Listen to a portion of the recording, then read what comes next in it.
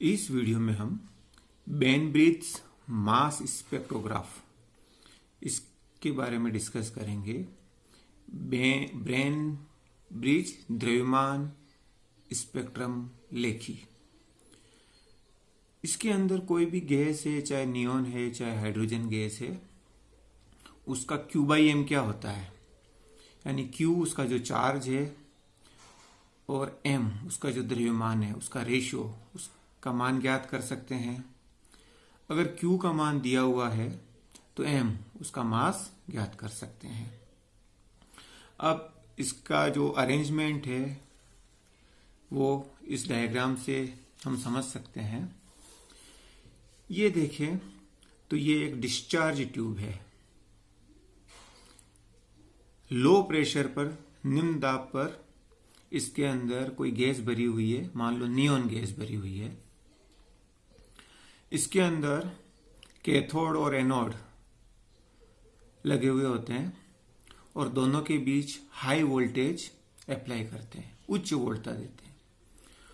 उसके कारण क्या होगा, जो ये नियोन गैस है वो डिसइंटीग्रेट होगी, विघटित होगी, यानी जो इलेक्ट्रॉन है वो मॉलिक्यूल्स में से निकलेंगे तो पॉजिटिव आयन रह जाएंगे और इलेक्ट्रॉन अलग हो जाएंगे।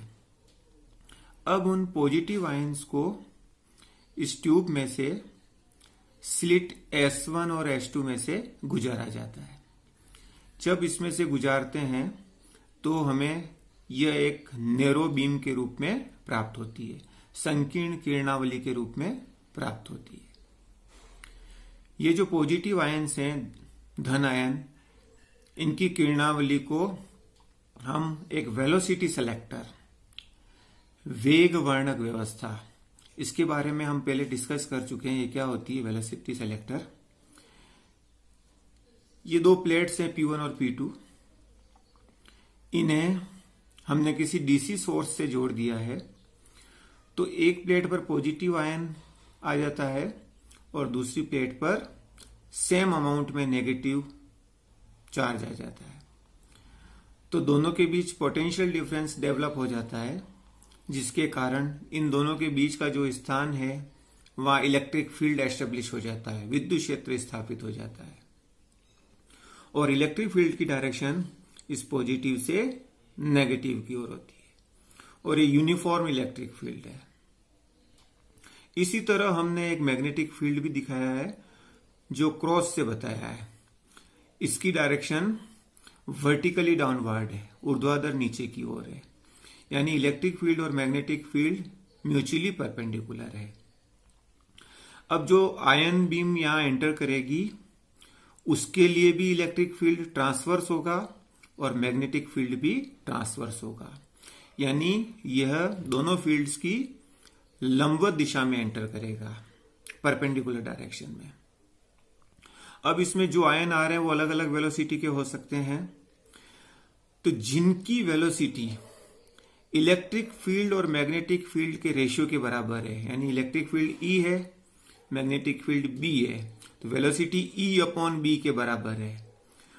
तो उस पर जो मैग्नेटिक फील्ड और इलेक्ट्रिक फील्ड दोनों के कारण जो फोर्स लगेगा वो इस प्रकार लगेगा कि दोनों बैलेंस हो जाएंगे, संतुलित हो जाएंगे और आयन बिना डिफ्लेक्शन के सीधे गुजर जाएंगे।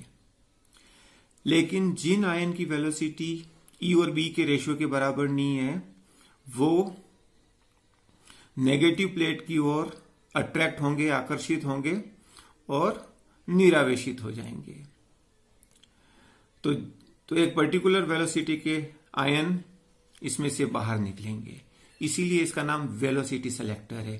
एक पर्टिकुलर वेलोसिटी के आयन का ये चुनाव करता है। तो V वेलोसिटी के आयन यहां आएंगे और वो स्लिट S3 के अंदर एंटर करेंगे।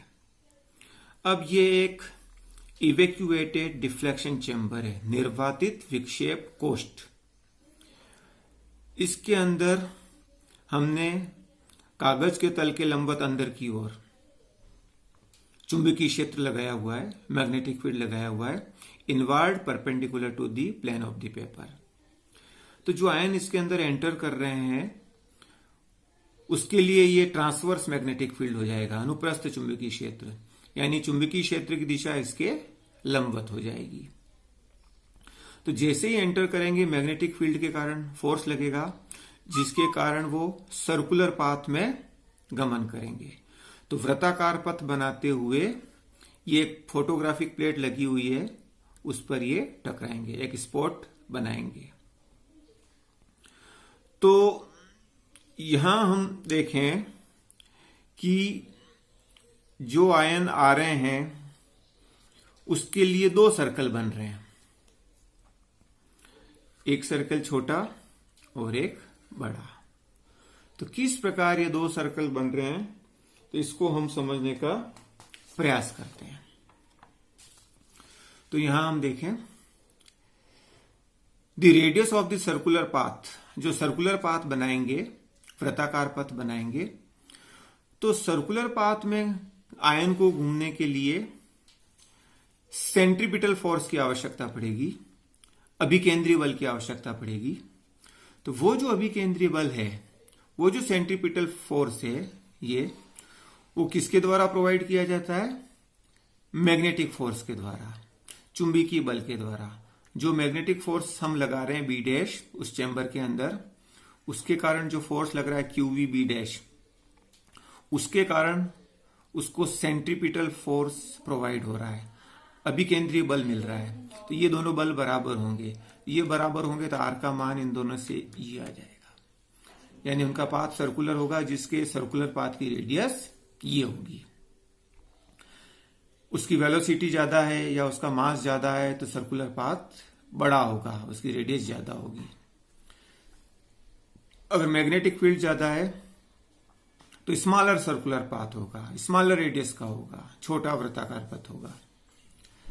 And also the velocity of the ions entering the chamber, chamber में प्रवेश करने वाले आयन की वेलोसिटी क्या हो जाएगी, वेग क्या हो जाएगी, तो हमने अभी डिस्कस किया था, उनकी वेलोसिटी ई और बी के रेशियो के बराबर होगी।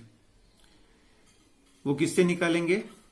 जब इलेक्ट्रिक फील्ड के कारण जो फोर्स लग रहा है और मैग्नेटिक फील्ड के कारण जो फोर्स लग रहा है वो दोनों बराबर होंगे, तभी वो बिना डिफ्लेक्शन के सीधे गुजरेंगे। तो इससे v इजिकल टू आ जाएगा E अपॉन बी। तो ये वेलोसिटी सेलेक्टर का है। और जो सर्कुलर पाथ में घूम रहे हैं तो वो मैग्नेटिक फॉक्सिंग है, चुंबकीय फॉक्सन, उसको 180 डिग्री मैग्नेटिक फॉक्सिंग भी कह सकते हैं, 180 डिग्री चुंबकीय फॉक्सन, या ट्रांसवर्स मैग्नेटिक फॉक्सिंग भी कह सकते हैं, अनुप्रस्थ चुंबकीय फॉक्सन।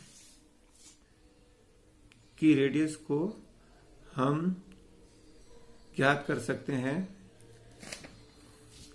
जिस प्रकार इस चित्र में देखें, तो यहां से ये जो दूरी है वो रेडियस का डबल है, दुगना है, व्यास है, तो इसका जो आधा होगा वो रेडियस के बराबर होगा।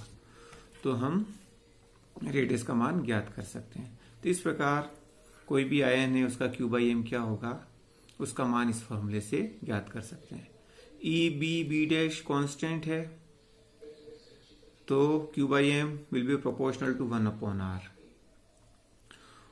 और अगर चार्ज सभी आयन के लिए सेम है तो m will be proportional to r, यानी द्रव्यमान ज्यादा होगा, मास ज्यादा होगा तो उसकी रेडियस भी ज्यादा होगी, यानी लार्जर सर्कुलर पाथ होगा। और अगर मास कम होगा तो स्मॉलर सर्कुलर पाथ होगा, उसकी रेडियस कम होगी। It will be seen that ions of different masses strike the photographic plate at different points, यानी अलग अलग मासेस के अगर आयन्स उसके अंदर उपस्थित हैं तो वो फोटोग्राफी प्लेट पर अलग अलग बिंदुओं पर टकराते हैं और स्पॉट बनाते हैं। फ्रॉम द एक्सपेरिमेंट से, प्रयोग से, इट वाज फाउंड डेट, यह पाया गया कि the ions of neon gas focuses at 2 distinct points, यानी 2 अलग अलग बिंदुओं पर, स्पष्ट बिंदुओं पर फोकसित होते हैं आयन। तो इसका मतलब क्या हुआ कि नियॉन गैस में 2 तरह के आयन्स हैं जिनके मासेज अलग अलग हैं। इनके मासेज अलग अलग है, इसका मतलब क्या हुआ कि उस एलिमेंट के 2 आइसोटोप होते हैं, 2 समस्थानिक होते हैं। अब जो हेवियर आयन होगा, भारी आयन होगा, focuses more away from slit S3, उसकी त्रिज्या ज्यादा होगी तो वो ज्यादा दूर फोकसित होता है, और मास कम होगा, वो स्लिट के ज्यादा नजदीक फोकसित होगा।